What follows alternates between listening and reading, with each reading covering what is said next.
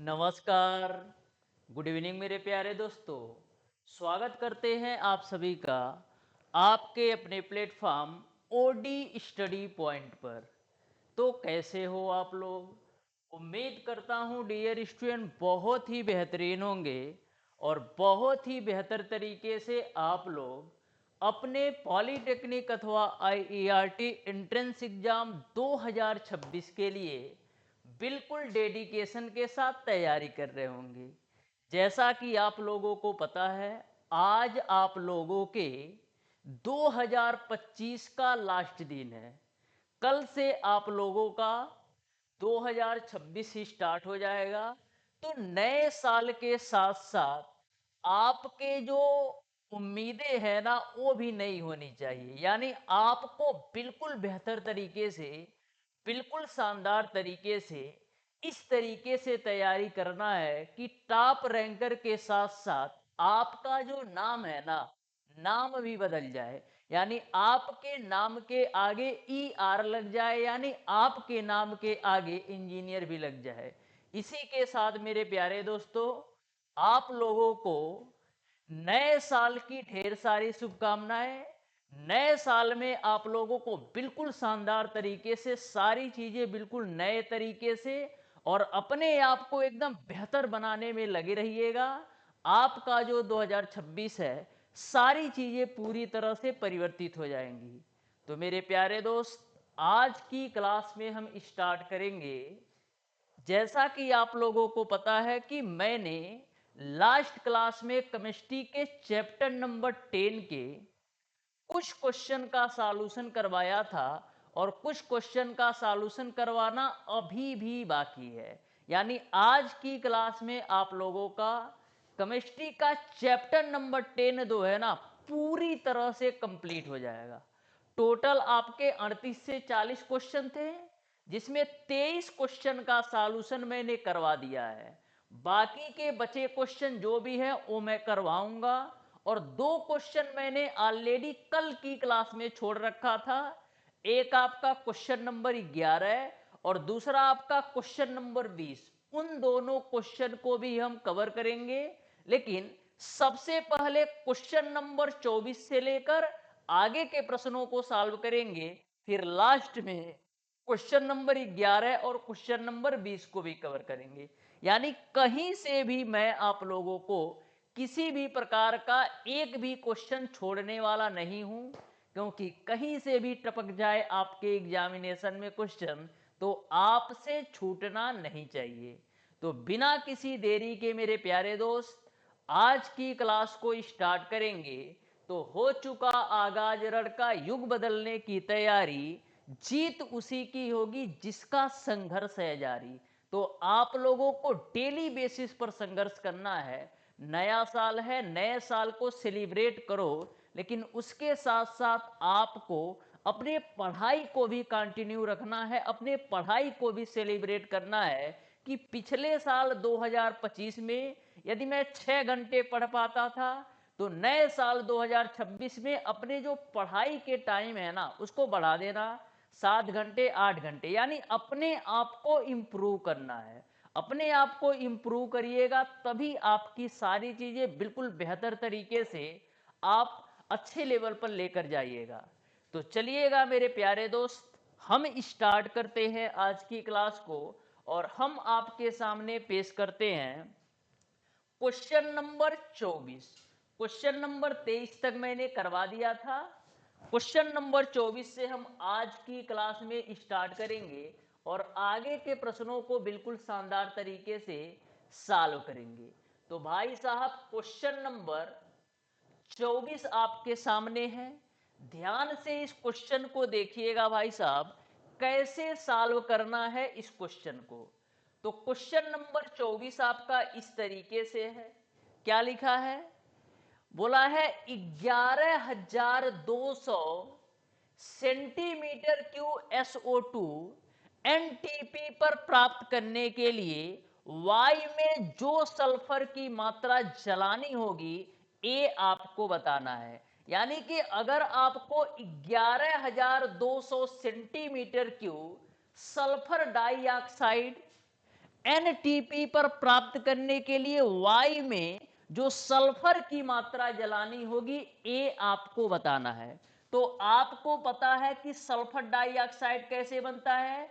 तो जब हम सल्फर को ऑक्सीजन के साथ अभिक्रिया कराते हैं तब हमारा बनता है भाई साहब सल्फर डाइऑक्साइड।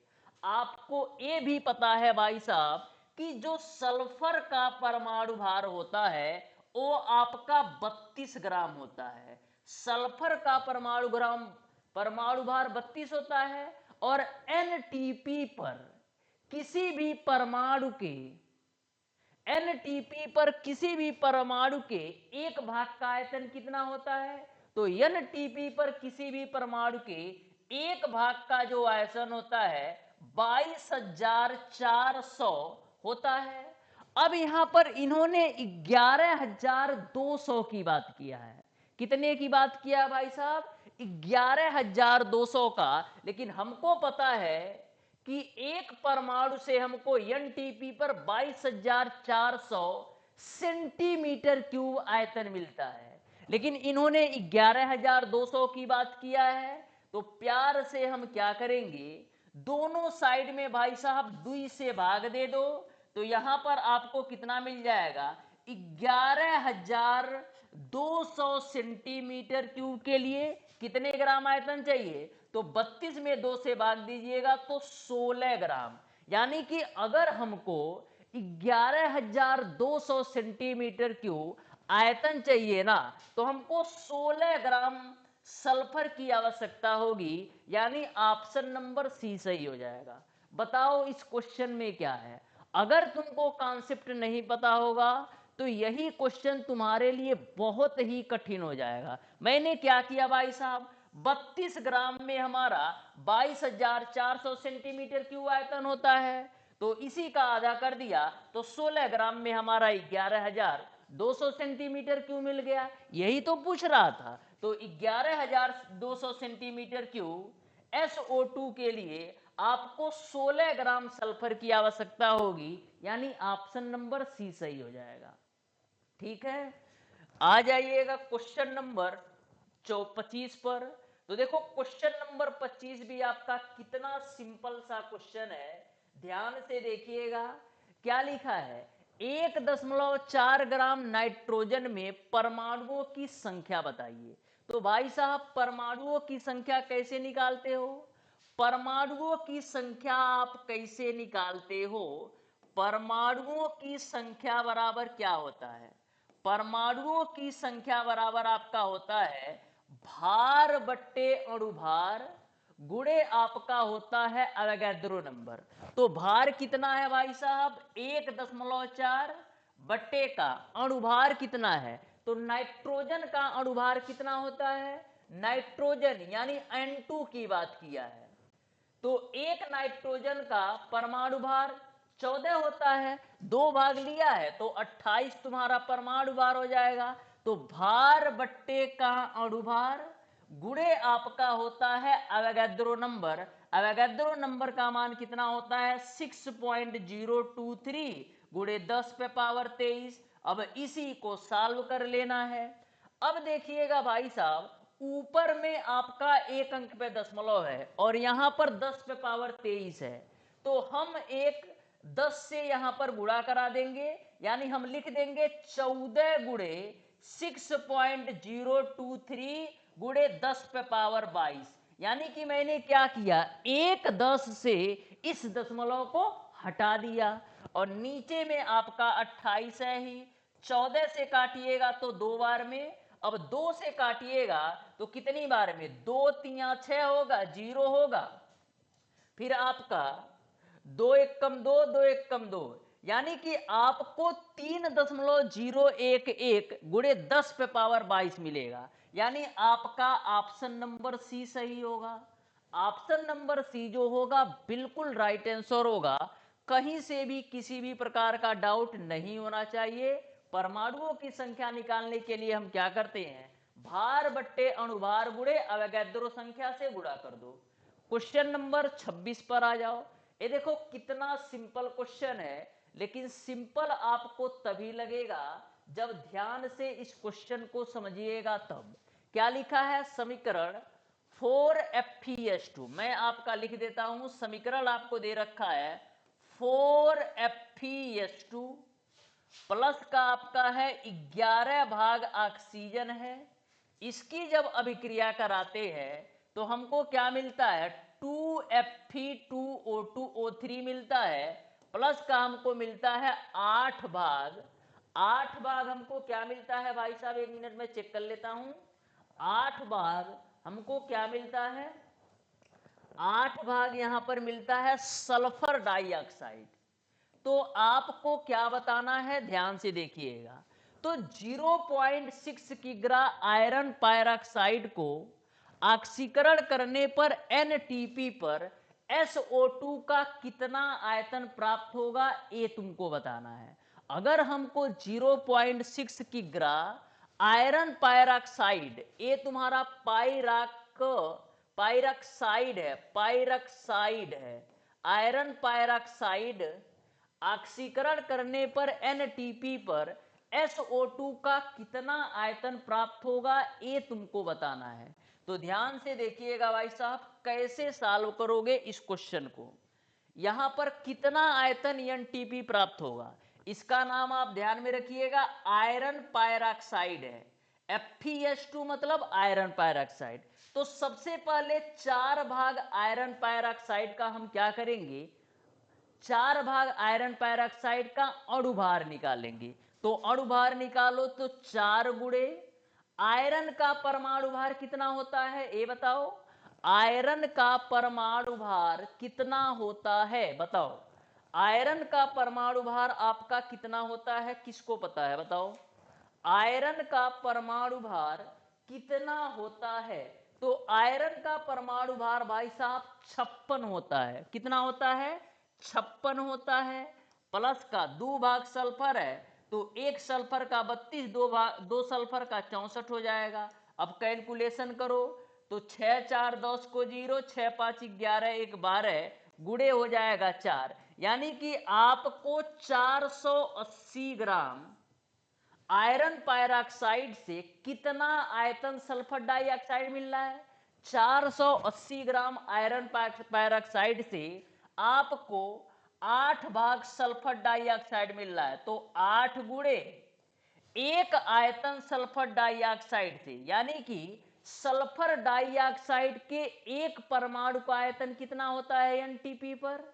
एनटीपी पर सल्फर डाइऑक्साइड के एक परमाणु का आयतन कितना होता है? तो तुम कहोगे 22.4 लीटर होता है। अब गुणा करा लो तो 8 चौक 32 को 2, 8 दूना 16, 3 19 को 9, 8 दूना 16, 1 17, एक अंक पे दशमलव लगा दो, यानी कि 480 ग्राम आयरन पायरॉक्साइड से आपको 169.2 लीटर सल्फर डाइऑक्साइड का आयतन मिल रहा है।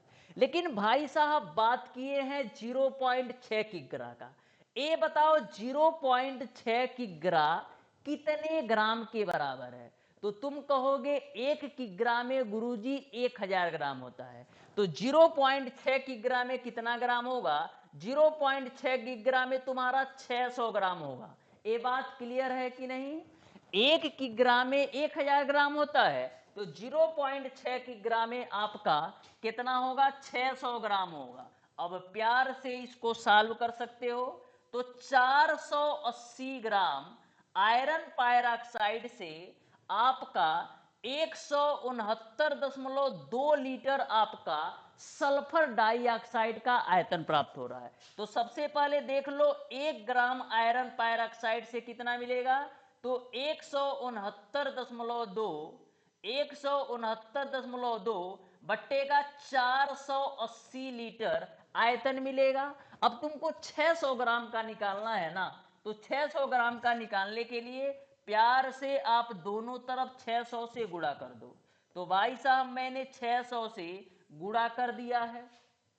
अब देखिएगा हम काट देते हैं, तो 0 से आपका यह 0 कैंसिल, 12 पच्चे आपका 60 होता है, अब 12 चौको 48 होता है। अब 4 से काटिएगा तो देखो 4 चौको 16 होगा, 4 चौको 16 होगा, 1 9 बचेगा, 4 चौको 16 होगा, चरवठी 32 होगा, एक अंक पे दशमलव लगा दो। अब 44.8 का 5 से गुणा करा दो, 44.8 का 5 से गुणा कराओ तो पनवठी 40 को 0, 5 चौक 20, 4 24 को 4 और 5 चौक 20, 2 22, यानी आपको 224 लीटर आयतन मिलेगा। यानी कि 0.6 किग्रा आयरन पायरॉक्साइड को 0.6 किग्रा आयरन पायरॉक्साइड को ऑक्सीकरण करने के लिए एनटीपी पर 224 लीटर आयतन की आवश्यकता होगी। कितने लीटर की? 224 लीटर की आवश्यकता होगी, यानी ऑप्शन नंबर बी सही होगा। ठीक है ना। चलिए आ जाइएगा नेक्स्ट क्वेश्चन पर। देखो ऐसे क्वेश्चन करके आओगे ना तो ये समझ लो भीड़ का हिस्सा नहीं रहोगे, यानी भीड़ से ऐसे ही बाहर निकल जाओगे। भीड़ से बाहर निकलने का मतलब ये है भाई साहब कि कम से कम 10,000 20,000 स्टूडेंट से ना एकदम ऊपर उठ जाओगे, ऊपर चले जाओगे, आगे निकल जाओगे। तो ऐसे प्रश्नों को बिल्कुल आप स्किप मत करें, क्योंकि नॉर्मल क्वेश्चन तो हर कोई कर लेता है यार। अगर तुम भी नॉर्मल क्वेश्चन करके आओगे तो एवरेज स्टूडेंट की तरह एवरेज ही बनकर रह जाओगे। तो नॉर्मल से उठ करके आपको बढ़िया बढ़िया क्वेश्चन करना है, जिससे आप जो है ना एक बेहतर रैंक आप सेव कर सको, एक बेहतर रैंक आप ला सको। आ जाइएगा नेक्स्ट क्वेश्चन पर। बोला है सोने का जो परमाणु भार है 197 ग्राम है। ठीक है, सोने के ए आपका 2.2 है। ठीक है, 2.2 गुणे 10 पे पावर 23 परमाणुओं का अनुमानित भार क्या होगा, ए तुमको बताना है। अनुमानित भार कितना होगा, ए तुमको बताना है। तुमको पता है भाई साहब, क्या पता है? यहां पर 197 ग्राम किया है सोने का, तो सोने के 197 ग्राम में, सोने के 197 ग्राम में परमाणुओं की संख्या कितनी होगी? तो सबको पता है कि सोने के 197 ग्राम की बात करें या कार्बन के 12 ग्राम की बात करें या ऑक्सीजन के 16 ग्राम की बात करें, इसमें जो परमाणुओं की संख्या होती है ना वो हमारा फिक्स होता है 6.023 गुणे 10 पे पावर 23 के बराबर होता है। ए मान हमारा फिक्स होता है 6.023 गुणे 10 पे पावर 23 के बराबर होता है। मतलब 197 ग्राम सोने में परमाणुओं की जो संख्या है वो आपका 6.023 गुणे 10 पे पावर 23 परमाणु है। ये बात क्लियर है। यानी कि 197 ग्राम में भाई साहब इतने परमाणु हमारे हैं, इतने परमाणु हमारे होते हैं।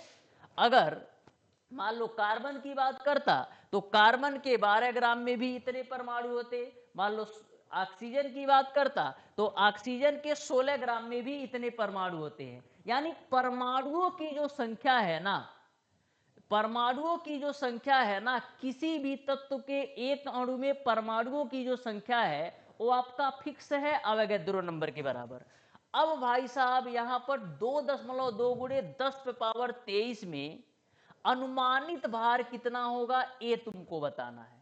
ये तुमको बताना है। तो सबसे पहले हम निकालेंगे एक परमाणु में, यहां पर हम लिख देते हैं पूरा पूरा, सोने के एक परमाणु में, सोने के एक परमाणु में, सोने के एक परमाणु का भार, एक परमाणु का भार केवल हम निकाल रहे हैं। तो एक परमाणु का भार कितना होगा, 197 बट्टे का 6.023 गुणे 10 पे पावर 23 होगा। यानी कि एक परमाणु में तुम्हारा 197 बट्टे का 6.023 गुणे 10 पे पावर 23 ग्राम वजन हो रहा है। कितने में पूछा है? 2.2 गुणे 10 पे पावर 23 में पूछा है। तो दोनों साइड उतने से गुणा करा दो।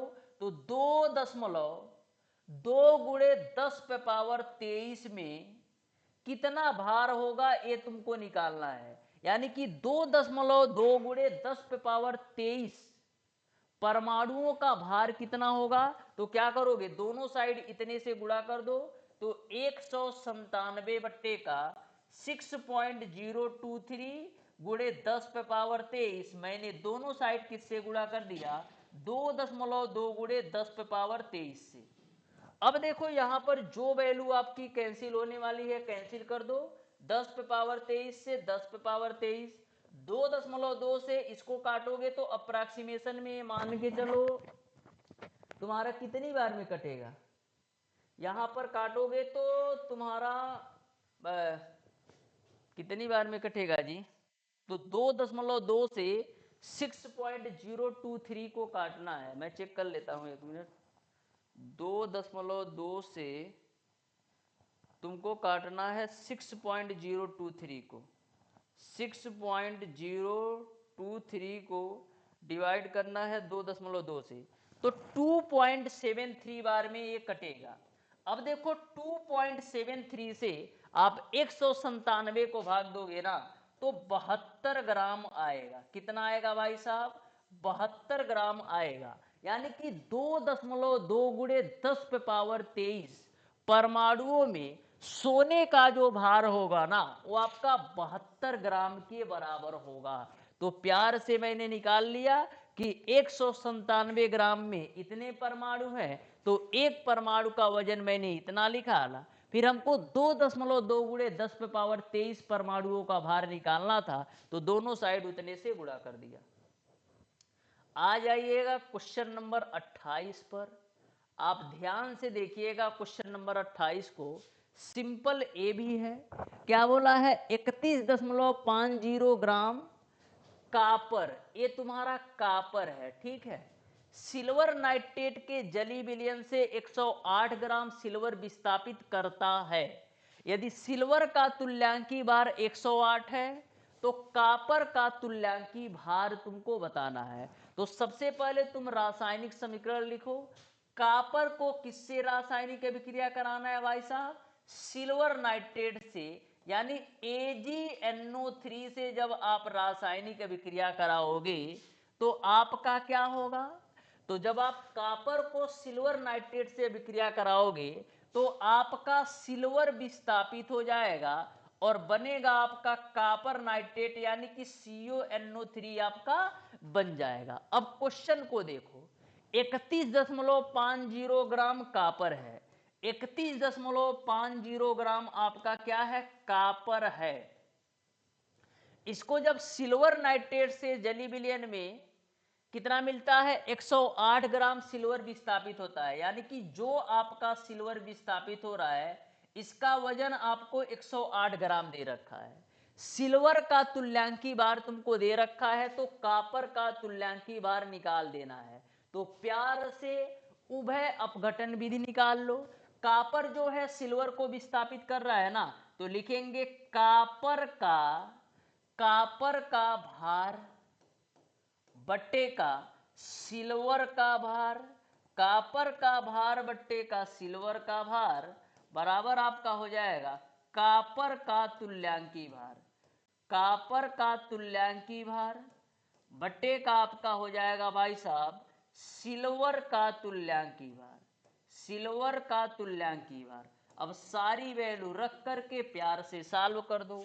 तो कापर का भार भाई साहब कितना है, 31.50 है। सिल्वर का भार कितना है, 108 है, बराबर में कापर का तुल्यांकी भार आपको निकालना है। तो मैं मान लेता हूं कापर का तुल्यांकी भार x है, बटे का सिल्वर का तुल्यांकी भार कितना है, 108 है। तो 108 रख दो, 108 से 108 कैंसिल होगा तो x की वैल्यू आएगी 31.50, यानी कि कापर का जो तुल्यांकी भार होगा वो आपका 31.50 ही होगा। बताओ कोई दिक्कत है, कोई परेशानी है तो बताओ, ठीक है ना। तो ऑप्शन नंबर ए सही होगा। क्वेश्चन नंबर 29 पर आओ। देखो बोला है समान ताप एवं दाब पर गैसों का समान आयतन में। अगर भाई साहब समान ताप एवं दाब होते हैं ना तो गैसों के समान आयतन में अणुओं की संख्या समान होती है, यानी ऑप्शन नंबर डी सही होगा। क्वेश्चन नंबर 30 पर आओ, ध्यान से देखिएगा। क्वेश्चन नंबर 30 को बहुत ही शानदार क्वेश्चन है और बिल्कुल अलग सा क्वेश्चन है यार, बिल्कुल अलग सा है। अगर तुमने थोड़ा सा भी अपना दिमाग लगाया ना तो बिना पेन उठाए कर सकते हो, और नहीं दिमाग लगाओगे तो 5 मिनट इसी में लग जाएगा, नहीं कर पाओगे। देखो कैसे पूछा है क्वेश्चन। क्वेश्चन भाई साहब इस तरीके से पूछा है ना, ध्यान से आप देखिएगा। 1 मिनट भाई साहब, क्या कर रहे हो? काहे का क्वेश्चन भाई ढक रहे हो? आजा यार। ओहो, काहे भाई?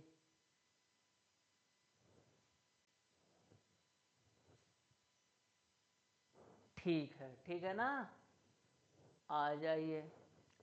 देखिएगा क्वेश्चन नंबर 30 आपका किस तरीके से पूछा है। बोला है निम्नलिखित में से किस एक का आणविक भार और तुल्यांकी भार दोनों समान होता है। ध्यान से तुम ऑप्शन को देखो, ध्यान से तुम ऑप्शन को देखो, ऑप्शन से ही कर ले जाओगे। आणविक भार और तुल्यांकी भार दोनों बराबर होता है, तो सिंपल भाषा में हम कहेंगे भाई साहब NaOH का आणविक भार और तुल्यांकी भार समान होगा। बताओ NaOH का आणविक भार क्या होगा? तो प्यार से आप आणविक भार NaOH का निकाल लोगे। सोडियम का कितना होता है? 23 होता है, प्लस का ऑक्सीजन का 16 होता है, हाइड्रोजन का 1 होता है, यानी कि आणविक भार तुम्हारा 40 आ जाएगा। क्लियर है? अब तुमको NaOH का तुल्यांकी भार निकालना है। NaOH का भाई साहब क्या निकालना है? तुल्यांकी भार निकालना है। तो सबसे पहले तुम ये बताओ भाई साहब कि NaOH है क्या? तो तुम कहोगे गुरुजी NaOH आपका एक क्षार है। NaOH क्या है? आपका एक क्षार है, क्योंकि इसमें आपका OH समूह है। NaOH एक क्षार है क्योंकि आपका OH समूह है। तो NaOH का तुल्यांकी भार बराबर क्या होगा? NaOH का अणुभार बटे क्षार की अम्लता। तो NaOH का अणुभार कितना है? 40 है, बटे क्षार की अम्लता। क्षार की अम्लता का मतलब क्या होता है? क्षार की अम्लता का मतलब ये होता है ना कि किसी भी क्षार में कितने विस्थापनी हाइड्रोक्सिल आयन है। क्षार की अम्लता का मतलब ये है कि किसी भी क्षार में कितने विस्थापनी हाइड्रोक्सिल आयन है। तो NaOH को आप तोड़ोगे तो Na पर प्लस आएगा, प्लस का OH पर माइनस आएगा। यानी हम प्यार से कह सकते हैं कि NaOH में केवल और केवल एक हमारा विस्थापनी हाइड्रोक्सिल आयन है, तो नीचे में बट्टे का 1 हो जाएगा।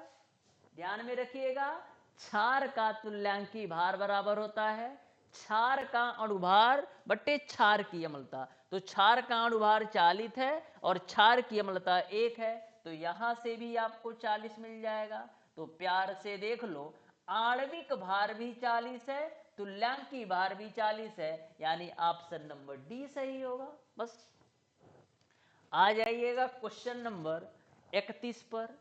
ये देखिएगा क्वेश्चन नंबर 31 को, कितना शानदार सा ये भी क्वेश्चन है।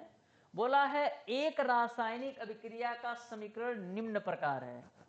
ये क्वेश्चन यार थोड़ा सा आगे भी होगा, मैं देखता हूं। इस अभिक्रिया में 1 मोल HNO3 से प्राप्त नाइट्रोजन ऑक्साइड का आयतन होगा। यहां पर आगे भी क्वेश्चन मैं लिख देता हूं। इस अभिक्रिया में, क्वेश्चन पूरा कर देता हूं। इस अभिक्रिया में, इस अभिक्रिया में 1 मोल, इस अभिक्रिया में 1 मोल HNO3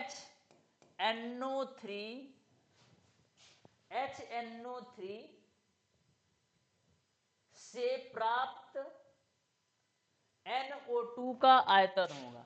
से प्राप्त NO2 का आयतन होगा, ये तुमको बताना है। NO2 का आयतन होगा ये तुमको बताना है।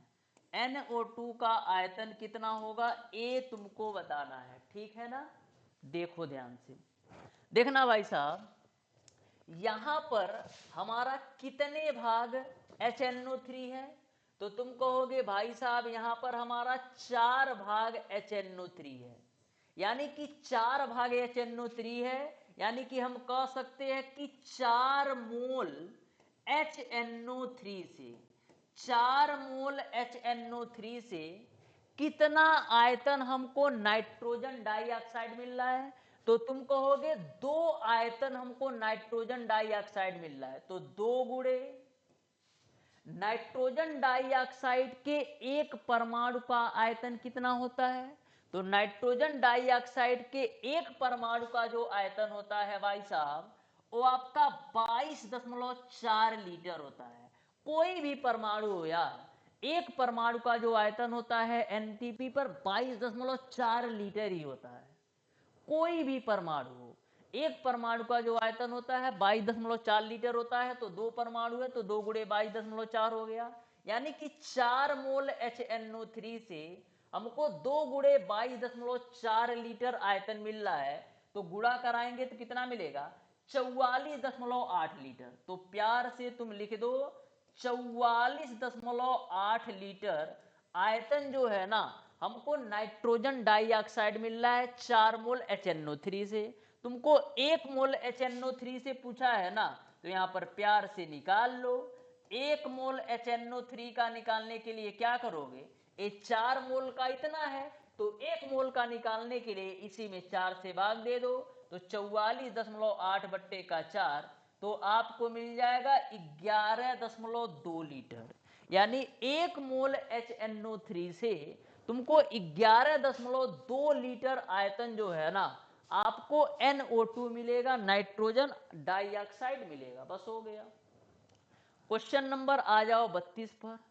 बोला है एक धात्विक ऑक्साइड में 60% धातु है, तो धातु का तुल्यांकी भार बताओ।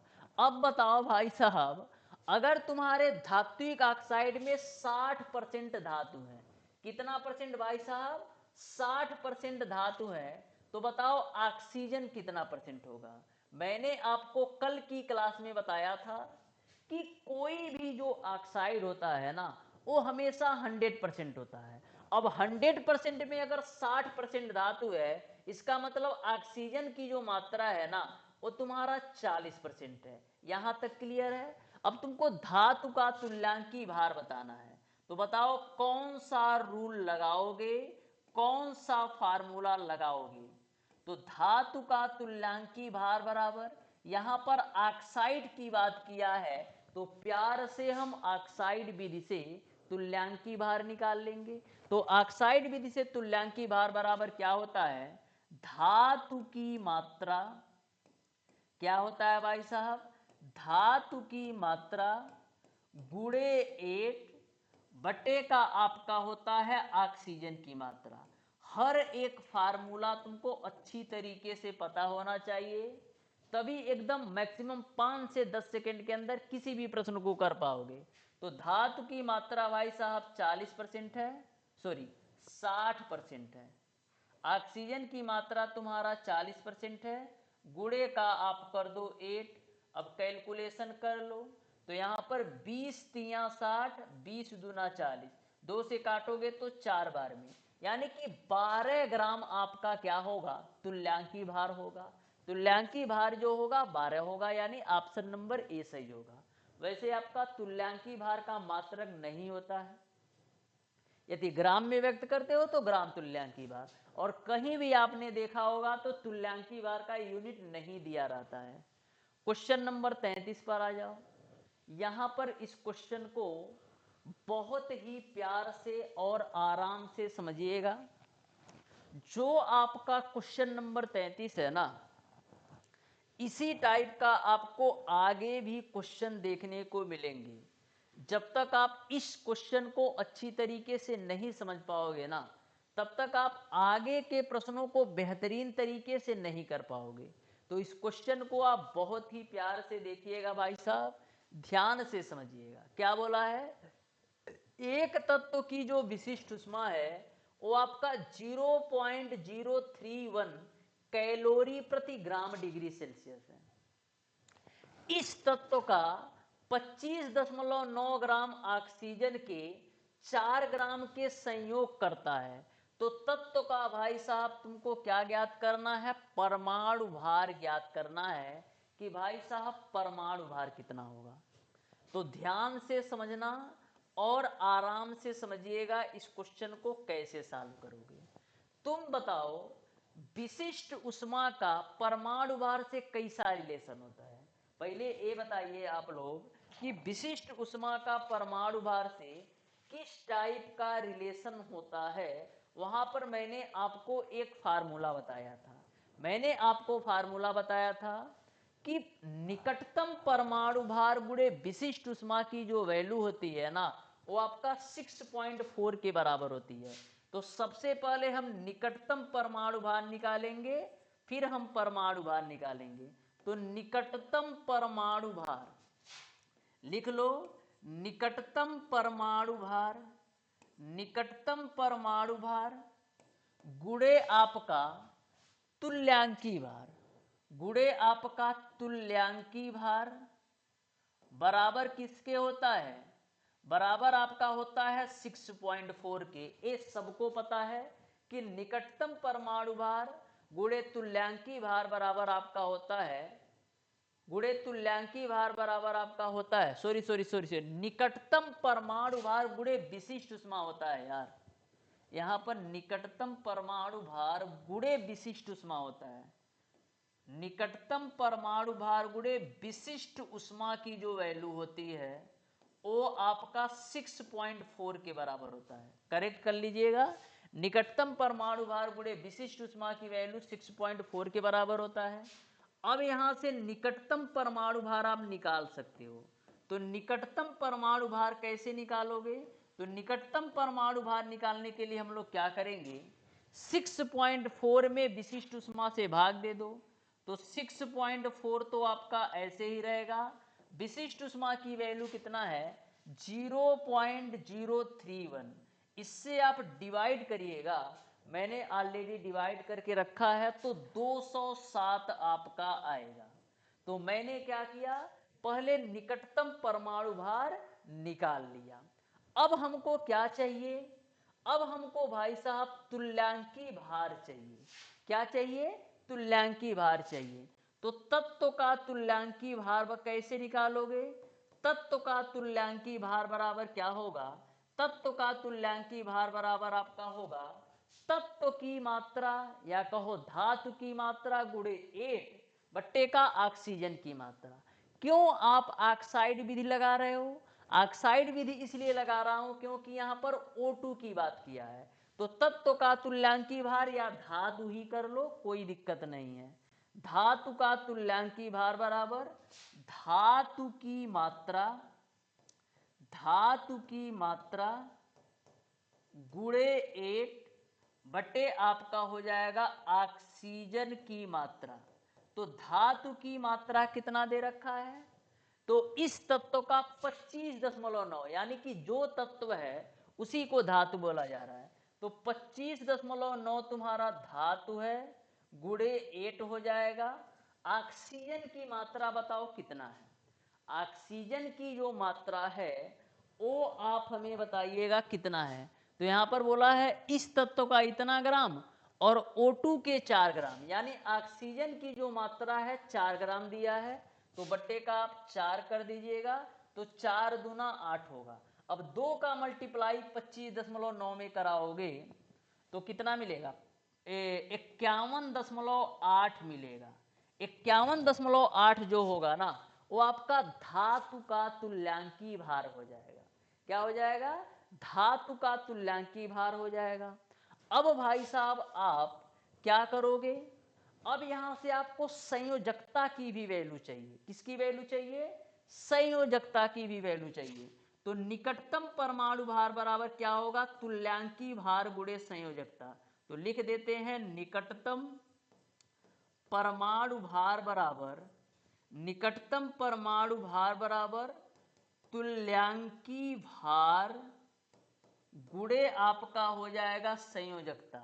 तो निकटतम परमाणु भार आपने निकाला है, कितना निकाला है? 51.8 बराबर तुल्यांकी भार को मैं एक्स, तुल्यांकी भार निकाले हो ना यार, सॉरी सॉरी सॉरी सॉरी, निकटतम परमाणु भार तुम्हारा 207 है यार, निकटतम परमाणु भार 207 है, तुल्यांकी भार तुमने निकाला है 51.8, संयोजकता को मैं x मान लेता हूं।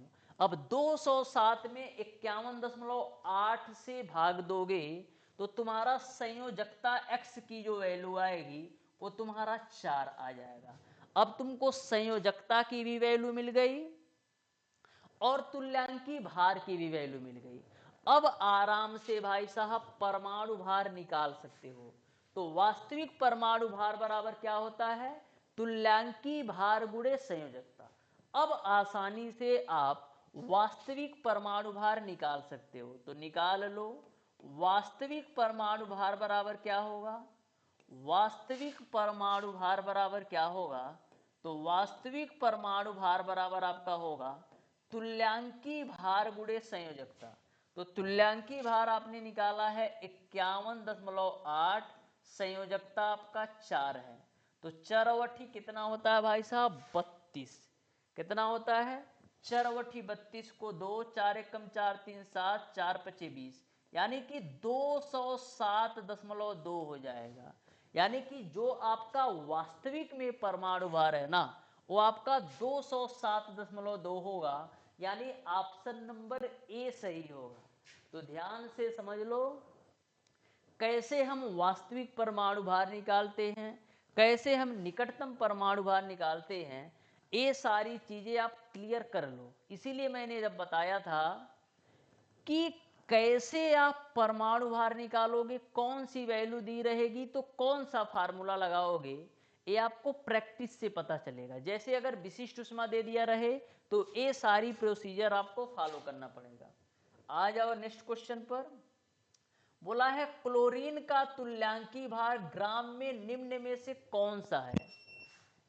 एक सेकंड का समय दो यार, लाइट के फ्लक्चुएशन की वजह से आपका जो बोर्ड है ना वो ऑफ हो जाता है। बस एक सेकंड का आप समय, एक सेकंड नहीं मान लो 10 सेकंड, तो 10 सेकंड में आपका बोर्ड जो है पूरी तरह से ओपन हो जाएगा। फिर हम शानदार तरीके से आगे के प्रश्नों को बिल्कुल बेहतर तरीके से सॉल्व करेंगे। किसी भी प्रकार का कोई दिक्कत और परेशानी नहीं है, ठीक है ना? तो 34, 35, 36, 37, 38 यानी 5 इधर और एक तुम्हारा क्वेश्चन नंबर 20 है, क्वेश्चन नंबर 11, यानी कि ये मान के चलो 5-6 क्वेश्चन और बचे हैं। तो बिल्कुल हम शानदार तरीके से सॉल्व करने वाले हैं, कहीं से भी किसी भी प्रकार का कोई कसर नहीं छोड़ेंगे, ठीक है?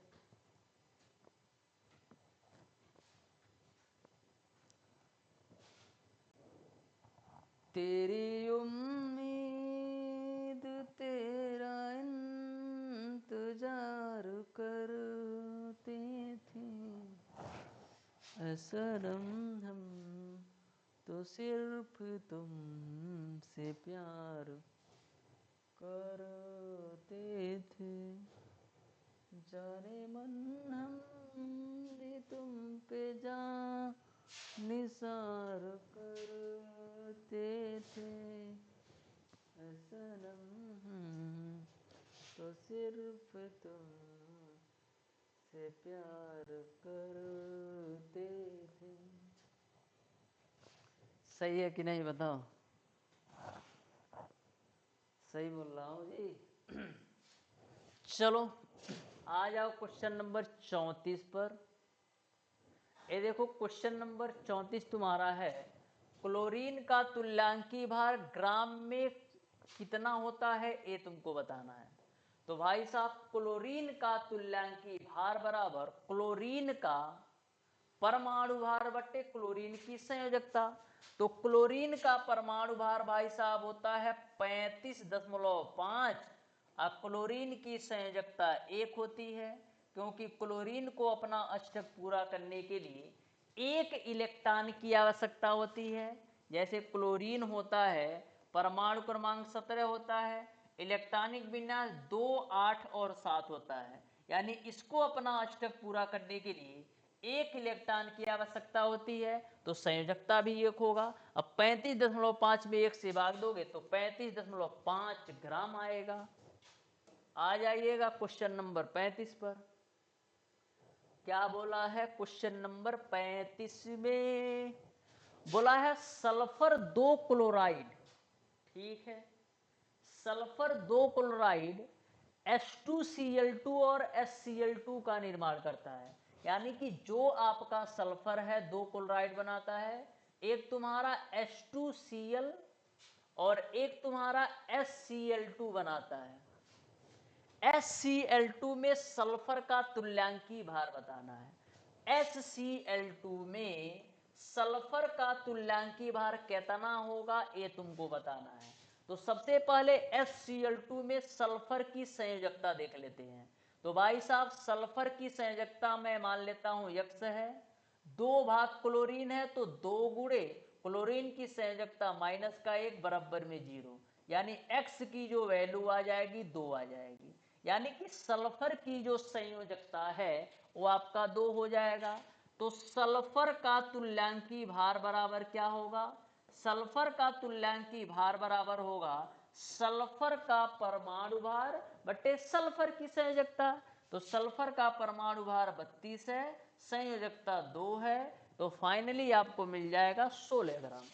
अब आ जाइएगा क्वेश्चन नंबर 36 पर। क्या लिखा है? एक तत्व का तुल्यांकी भार, क्या क्या लिखा है, थोड़ा मैं इसको सही कर देता हूं। यहां पर एक तत्व का तुल्यांकी भार आपको 4 दिया है। एक तत्व का तुल्यांकी भार आपका 4 है। एक तत्व का तुल्यांकी भार 4 है, उसके क्लोराइड का वाष्प घनत्व तो 59.25 है। तो तत्व की संयोजकता क्या है ये तुमको बताना है। तो भाई साहब प्यार से फार्मूला लगा दो। तत्व की संयोजकता बराबर क्या होता है? तत्व की संयोजकता बराबर क्या होता है? तो तत्व की संयोजकता बराबर आपका होता है 2 गुणे वाष्प घनत्व, 2 गुणे वाष्प घनत्व बटे का आपका होता है तत्व का तुल्यांकी भार। तत्व का तुल्यांकी भार प्लस का आपका होता है 35.5। अब इसी का कैलकुलेशन कर लेना है। तत्व का तुल्यांकी भार प्लस का 35.5, तो 2 गुणे वाष्प घनत्व आपका है 59.25। तत्व का तुल्यांकी भार भाई साहब 4 दे रखा है तो 4 लिख दो, प्लस का आप कर दोगे 35.5, ठीक है ना। प्लस का आप कर दोगे भाई साहब 35.5, कैलकुलेशन करो तो 2 का गुणा 59.25 में करोगे तो कितना होगा? तो 2 पच्चे 10 को 0, 2 दूना 4, 1 5, फिर 2 9 18 को 8, 2 पच्चे 10, 1 11, बट्टे का आपका हो जाएगा 35.5 में 4 ऐड करोगे तो 39.5 आएगा। अब 39.5 से 118 को काटिएगा तो आपको 3 के आसपास मिल जाएगा। बिल्कुल सही है यार। देखो अगर ये 40 रहता तो 120 रहता, ये तुम्हारा 39.5 है ना तो 118.5 है, 3 बार में पूरी तरह से कट जाएगा, यानी ऑप्शन नंबर सी सही हो जाएगा। तो आपका तत्व का जो संयोजकता होगा वो आपका 3 हो जाएगा, कहीं से भी कोई दिक्कत नहीं है। क्वेश्चन नंबर 37 पर आओ। एक धातु के क्लोराइड का वाष्प घनत्व 180 तथा धातु का तुल्यांकी भार 60 है, तो धातु का तुमको परमाणु भार ज्ञात करना है। क्या ज्ञात करना है भाई साहब? धातु का परमाणु भार कितना होगा ये तुमको बताना है। तो सबसे पहले मैंने आपको बताया था कि परमाणु भार निकालने के लिए तुमको अणुभार और क्या पता होना चाहिए? अणुभार और संयोजकता पूर्णांक पता होना चाहिए। तो सबसे पहले अणुभार बराबर क्या होता है? अणुभार बराबर आपका होता है 2 गुणे वाष्प घनत्व, 2 गुणे वाष्प घनत्व। तो 2 गुणे वाष्प घनत्व की वैल्यू 180 है, तो अणुभार तुमको मिल जाएगा 360। कोई दिक्कत है? कोई परेशानी है? नहीं।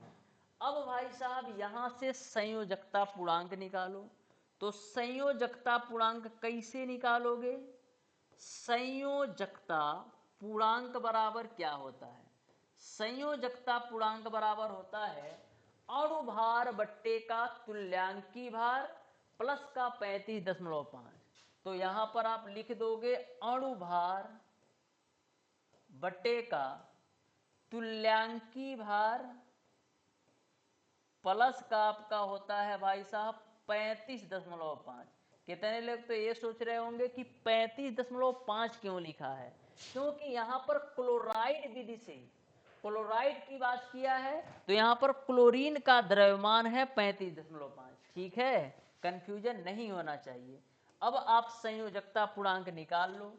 तो संयोजकता पूर्णांक निकालोगे तो अणुभार तुम्हारा है भैया 360 बट्टे का तुल्यांकी भार कितना है? तो तुल्यांकी भार आपका है 60 प्लस का 35.5 आप हो जाएगा। तो मिल जाएगा आपको 360 बट्टे का 60 में 35.5 जोड़ोगे तो 95.5 होगा। अब 95.5 से 360 को काटिएगा तो आपको मिलेगा 3.7। ठीक है ना? 3.7 मिलेगा। अब यहाँ से आप आसानी से भाई साहब निकाल सकते हो क्या? परमाणु भार। तो परमाणु भार बराबर क्या होता है? परमाणु भार बराबर आपका होता है तुल्यांकी भार गुणे संयोजकता पूर्णांक। तो भाई साहब तुल्यांकी भार तुम्हारा 7 है और संयोजकता पूर्णांक 3.7 है। तो 6 सते 42 को 0 और 6 तिरिक 18, 2 20, 2 22, यानी कि 222 जो होगा ना वो आपका परमाणु भार होगा। कितना होगा? 222 जो होगा परमाणु भार होगा। चलिएगा क्वेश्चन नंबर आ जाइएगा 29 पर। तो देखिएगा आराम से। इसके बाद से क्वेश्चन नंबर 11 और क्वेश्चन नंबर 20 करा दूंगा। फिर इस चैप्टर का पूरी तरह से एकदम कंप्लीट हो जाएगा। तो ध्यान से देखिएगा क्वेश्चन नंबर 38 को। बोला है एक तत्वों की विशिष्ट ऊष्मा, एक तत्व होना चाहिए, तत्व नहीं तत्व है। ठीक है, विशिष्ट ऊष्मा आपका 0.28 दे रखा है और तुल्यांकी भार 8 दे रखा है। तो तत्व का तुमको सही परमाणु भार निकालना है। तो ध्यान से देखिएगा सही परमाणु भार कैसे निकालोगे। ऐसा क्वेश्चन ऑलरेडी मैंने 2 पहले भी करवा रखा है, तो ध्यान से देखिएगा। तो आपको पता है भाई साहब क्या होता है? आपको क्या पता है? निकटतम परमाणु भार गुणे तुल्यांकी भार बराबर क्या होता है? निकटतम परमाणु भार, निकटतम परमाणु भार गुणे तुल्यांकी भार, निकटतम परमाणु भार गुणे तुल्यांकी भार बराबर क्या होता है? 6.4 के बराबर होता है। निकटतम परमाणु भार, अरे यार वही चीजें मैं बार बार रिपीट कर रहा हूं। निकटतम परमाणु भार गुणे विशिष्ट ऊष्मा होता है। निकटतम परमाणु भार गुणे विशिष्ट ऊष्मा बराबर आपका क्या होता है? 6.4 के बराबर होता है। अब कैलकुलेशन करो। तो यहां पर भाई साहब आपको निकटतम परमाणु भार निकालना है। तो निकटतम परमाणु भार, निकटतम परमाणु भार कैसे निकालोगे? तो 6.4 में विशिष्ट ऊष्मा से भाग दे दो तो 6.4 हो गया। अब विशिष्ट ऊष्मा की वैल्यू कितना है? 0.28। जब 0.28 से 64 में भाग दोगे ना तो आपको 22.8 मिलेगा। मैंने ऑलरेडी कैलकुलेशन कर रखा है। अगर कैलकुलेशन करूंगा तो वीडियो लंबा हो जाएगा। अब निकटतम परमाणु भार आपने निकाल लिया है। अब यहां से संयोजकता निकालो। तो संयोजकता बराबर क्या होता है? संयोजकता बराबर आपका क्या होगा? निकटतम परमाणु भार बट्टे का तुल्यांकी भार। संयोजकता बराबर क्या होगा? निकटतम परमाणु भार बट्टे का तुल्यांकी भार। तो तुल्यांकी भार आपको 8 दे रखा है। अब 8 से काटिएगा तो 8 दूना 16। और बचेगा 6 8 8 अठाए 64, 8 पचे 40, यानी कि 2.85 आपका आएगा। क्या आएगा? संयोजकता। अब तुमको सही परमाणु भार निकालना है, तो सही परमाणु भार बराबर क्या होगा? तुल्यांकी भार गुणे संयोजकता। तो तुल्यांकी भार आपका 8 है, संयोजकता आपने निकाला है 2.85। गुणा कराओ तो 8 पचे 40 को 0, 8 अठाए 64, 4 68 को 8, 8 दूना 16, 4 20 2 22, यानी 22.8 आएगा। यानी ऑप्शन नंबर ए सही होगा। यानी कि सही परमाणु भार जो है ना, वो आपका 22.8 ही होगा। बताओ कोई दिक्कत है, कोई परेशानी है तो बताओ। 2 क्वेश्चन और इसके बाद है, एक क्वेश्चन नंबर 11 और क्वेश्चन नंबर 20। फिर इसके बाद से यह चैप्टर जो है ना पूरी तरह से कंप्लीट हो जाएगा। तो ध्यान से देखिएगा भाई साहब, क्वेश्चन नंबर 11 पर हम आते हैं पहले। तो क्वेश्चन नंबर 11 को आप ध्यान से देखिएगा।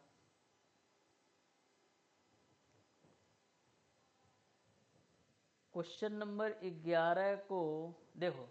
तो क्वेश्चन नंबर 11 तुम्हारे सामने है। बोला है एक तत्व के सल्फेट में 32.4% तत्व है, तो तत्व का तुल्यांकी भार कितना होगा ये तुमको बताना है। एक क्वेश्चन बचा है और एक क्वेश्चन आपका है क्वेश्चन नंबर 20। तो दोनों ही क्वेश्चन मैं बताऊंगा, आप ध्यान से देखिएगा। सल्फेट की बात किया है ना, तो सल्फेट का रासायनिक सूत्र क्या होता है? सल्फेट का रासायनिक सूत्र होता है SO4 पर माइनस का 2।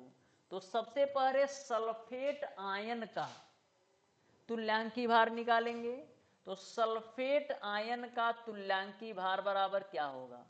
सल्फेट आयन का तुल्यांकी भार बराबर आपका होगा सल्फेट का अणुभार बटे आयनों की संख्या।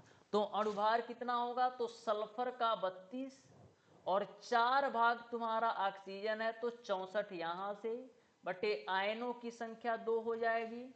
तो 32 में 64 जोड़ोगे तो 96 बट्टे का 2, यानी आपको मिल जाएगा सल्फेट आयन का तुल्यांकी भार 48।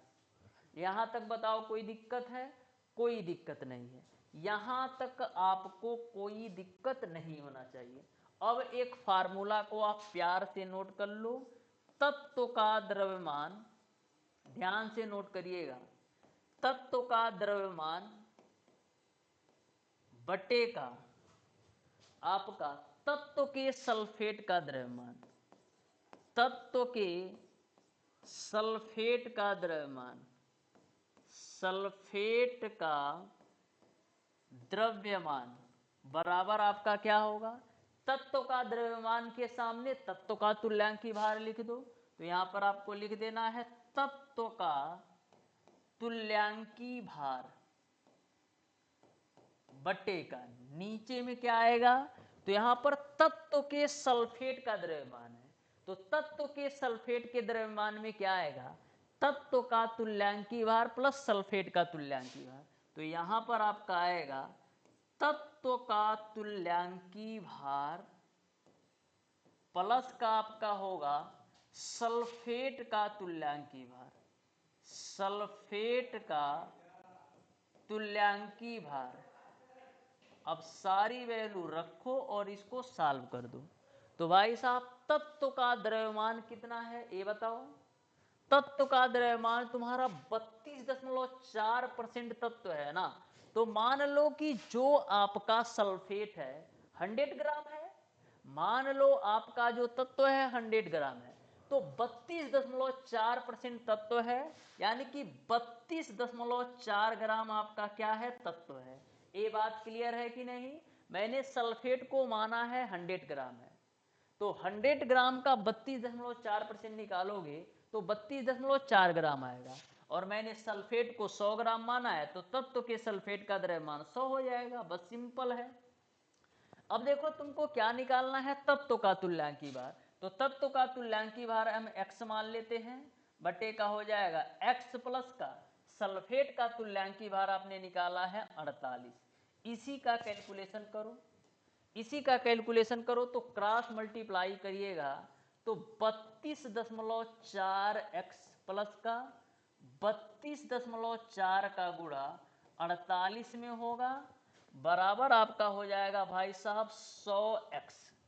अब 100x में से 32.4 घटाओगे तो आपको मिल जाएगा 67.6x बराबर क्या मिल जाएगा, 32.4 गुणे का 48। कोई दिक्कत है? नहीं है। अब कैलकुलेशन करिएगा तो ध्यान से देखिएगा, x बराबर कितना हो जाएगा, 32.4 गुणे 48 बटे का भाई साहब 67.6। अब देखो 4 से कट जाएगा, 4 से कट जाएगा, चलो 4 से अगर मैं इसको डिवाइड करता हूं भाई साहब, तो देखो 4 एकम 4, 4 छक 24 और बचेगा 3 छक 4 9 36, यानी कि 16.9 आएगा। जब काटिएगा तो 16.9 आएगा, इसको काटिएगा तो 12 बार में कटेगा। अब देखिएगा किससे कटेगा, 3 से कटेगा? नहीं कटेगा, 13 से कटेगा ना। तो देखो 13 कम 13 दूना 26 होगा, नहीं कटेगा। इसका कैलकुलेशन मैंने कर रखा है, आप लोग भी कैलकुलेशन करिएगा तो आपको ना भाई साहब आपको 23.006 के बराबर आएगा, 23.006 के अप्रॉक्स आएगा, यानी कि हम 23 ग्राम कह सकते हैं, यानी ऑप्शन नंबर ए सही होगा। तो बस इतना आपको कॉन्सेप्ट ध्यान में रखना है। इसमें सबसे बड़ी कॉन्सेप्ट ये है ना कि मैंने सल्फेट के द्रव्यमान को 100 माना है, तो हमारा जो सल्फेट की मात्रा है ना वो आपका 32.4% तत्व आया है। अब 100 ग्राम का 32.4 निकाला है तो 32.4 ग्राम तत्व आ गया है, और उसी को लेकर मैंने सॉल्व कर दिया है। एक क्वेश्चन और है, फिर इसके बाद से आपका लास्ट है, 20 है ना, आ जाओ क्वेश्चन नंबर 20 पर आ जाइएगा। देखो ये तुम्हारा है क्वेश्चन नंबर 20। उसके बाद से इसी के साथ यह चैप्टर पूरी तरह से खल्लास हो जाएगा। तो क्वेश्चन नंबर 20 को आप ध्यान से देखिएगा। बोला है एक तत्व की ऑक्साइड में 32% ऑक्सीजन है तथा इसके वाष्पीकृत क्लोराइड का वाष्प घनत्व 78.75 है, तो तत्व का परमाणु भार क्या होगा, ये तुमको बताना है भाई साहब। तत्व का परमाणु भार कितना होगा? तो सबसे पहले यह अभी भी मैं बार बार आपको बता रहा हूं कि जो आपका ऑक्साइड होता है ना उसको हमेशा 100% मान के चलना है। तो यहाँ पर आप 100% की जगह पर हम 100 ग्राम मान लेते हैं। तो यहाँ पर आपको क्या लिखना है, माना कि, क्या करोगे, माना कि ऑक्साइड का भार, माना कि ऑक्साइड का भार, माना कि ऑक्साइड का भार, मैं मान लेता हूं भाई साहब कि जो ऑक्साइड का भार है वो हमारा भाई साहब 100 ग्राम है। ये मैंने मान लिया है कि ऑक्साइड का जो भार है हमारा 100 ग्राम है, इसमें कोई दिक्कत नहीं है, ठीक है। बोला है 32% ऑक्सीजन है, तो बताओ अगर ऑक्साइड का भार 100 ग्राम है तो ऑक्सीजन का भार कितना होगा। तो 100 ग्राम का भाई साहब 32% निकालोगे तो ऑक्सीजन का भार तुम्हारा 32 ग्राम आएगा। कोनो दिक्कत है? कोई दिक्कत नहीं है। 100 ग्राम ऑक्साइड का 32% निकालोगे तो ऑक्सीजन का भार 32 ग्राम आएगा। अब किसी ऑक्साइड में अगर 32 ग्राम ऑक्सीजन है तो कितने ग्राम धातु होगा? तो तुम कहोगे ऑक्साइड के भार में से ऑक्सीजन का भार घटा दो। तो धातु का भार निकालने के लिए क्या करोगे? धातु का भार निकालने के लिए क्या करेंगे? ऑक्साइड के भार में से ऑक्सीजन का भार घटाओ, तो 100 में से 32 घटाओगे तो 68 ग्राम आएगा। यहां तक कोनो दिक्कत है? नहीं है। अब यहां पर भाई साहब आराम से आप धातु का तुल्यांकी भार निकालो। यहां पर हम लिख देते हैं, जगह की कमी है फिर भी लिख रहा हूं। धातु का तुल्यांकी भार बराबर, धातु का तुल्यांकी भार बराबर क्या होगा? धातु का भार गुणे 8 बट्टे का ऑक्सीजन का भार। तो यहां पर ऑक्साइड विधि में क्यों प्रयोग कर रहा हूं? क्योंकि यहां पर ऑक्साइड की बात किया है। तो धातु का भार बराबर क्या होगा? धातु का भार गुणे 8 बट्टे ऑक्सीजन का भार। तो धातु का भार तुम्हारा 68 है, गुणे 8 बट्टे का ऑक्सीजन का भार तुम्हारा 32 है।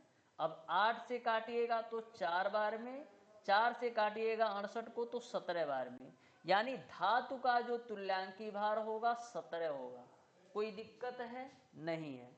धातु का जो तुल्यांकी भार होगा वो आपका 17 होगा। अब यहां से भाई साहब संयोजकता निकाल लो, फिर आराम से सॉल्व कर लो। तो संयोजकता कैसे निकालोगे? तो यहां पर हम लिख देते हैं फार्मूला। संयोजकता बराबर क्या होगा? संयोजकता बराबर आपका होगा 2 गुणे वाष्प घनत्व। संयोजकता बराबर क्या होगा? 2 गुणे वाष्प घनत्व बट्टे का तुल्यांकी भार प्लस का आपका हो जाएगा 35.5। ठीक है ना? क्यों? बट्टे का हो जाएगा 35.5। अब सारी वैल्यू रख दो। तो 2 गुणे का वाष्प घनत्व तो कितना है भाई साहब? 78.75। 2 गुणे 78.75, तो 2 गुणे 78.75 बट्टे का तुल्यांकी भार कितना है? 17 है, प्लस का 35.5 है। अब कैलकुलेशन कर लो। तो कैलकुलेशन करिएगा भाई साहब तो आपको मिल जाएगा 3 मिलेगा। 3 जो होगा ना वो आपका संयोजकता की वैल्यू आएगी। अब आराम से आप परमाणु भार निकाल लोगे। तो परमाणु भार बराबर क्या होगा? तुल्यांकी भार गुणे संयोजकता।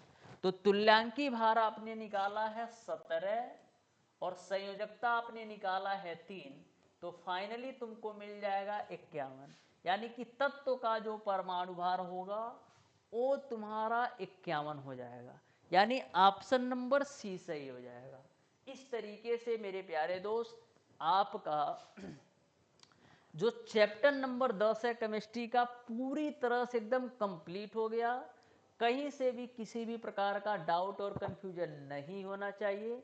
मैंने पूरी तरह से कंप्लीट कर दिया है। ठीक है, बाकी का नेक्स्ट क्लास में मैं स्टार्ट करूंगा चैप्टर नंबर 11। देखो यह जो चैप्टर है ना बिल्कुल अलग है यार, बिल्कुल अलग है। तो थोड़ा सा आपको इफर्ट लगाना पड़ेगा, थोड़ा ज़्यादा मेहनत करने की ज़रूरत पड़ेगी इस चैप्टर में।